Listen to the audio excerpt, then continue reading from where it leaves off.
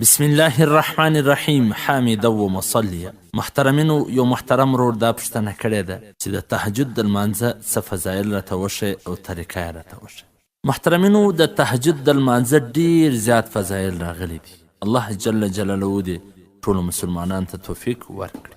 نبی کریم صلی الله علیه وسلم به د تهجد لمونځ همیشه کوي او صحابه کرام رضی الله عنهم اجمعین ته به هم د تهجد د لمانځه د کولو ترغیب ورکاوي.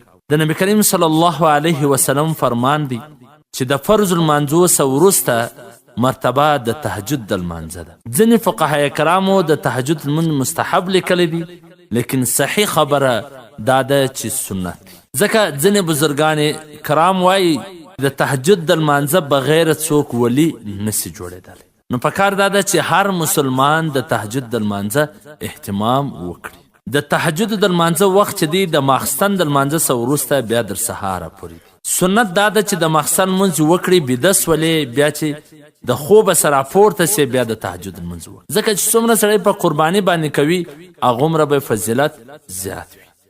اوس چې ماخستن بیده سوی نه هم د تهجد لمونځ کولی سي، د ثوابه څخه محرومه نه، خو چې کم بیده سي بیا راپورته سي د هغه فضیلت زیات.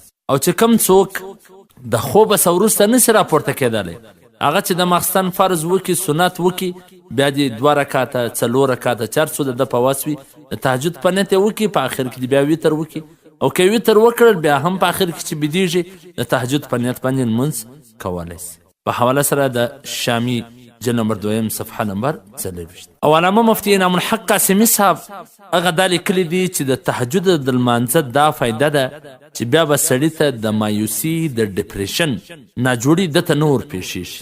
حضرت مفتي صاحب دا لیکي چې ما ته خپله د خیبر میډیکل کالج چې کوم ماهر نفسیات دي هغو دا راته وویله چې په مغربي ممالکو کې ډاکټرانو وکتله چې کم مسلمان د تهجد په وخت کې ویښ وي، یعنی کم چې د شپې آخري حصه ده، اوس د تهجد وخت چې کله وویل سي نو د دې څه مراد د شپې هغه آخري حصه مراد وي، هغه ته به د ډپریشن، د مایوسي ناجوړي نه لګېږي.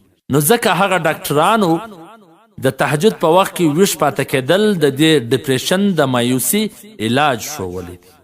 سنت نبوي او جدید سند جلد نمبر 1 صفحه نمبر 70.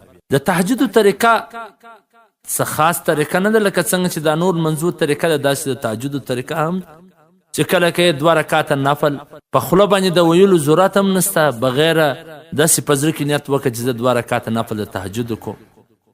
نو 2 رکاته نفل د تهجد په دې زر وخت د ماخستن بس. الله اکبر. تهجد لمونځ څو رکاته دی؟ کم سے کم 2 رکاته او زیاده سے زیاده 12 رکاته منقوله دي. په حواله سره د مشکات المصابیح صفحه نمبر 105 دا غرنګ شامی جلد نمبر 2 صفحه نمبر 40.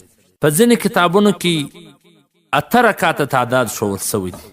نو تاسې خپل وسته ګورئ، 2 رکاته 4 رکاته 6 رکاته 8 رکاته چې څومره ستا په وسه کېږي هغومره کولی سي.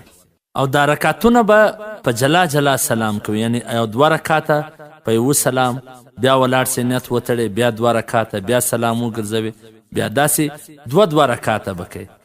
نو افضل طریقه یې دا ده. والسلام. ستاسو د دیني پوښتنو ځوابونکی مولوي عبدالرحمن سمین صاحب.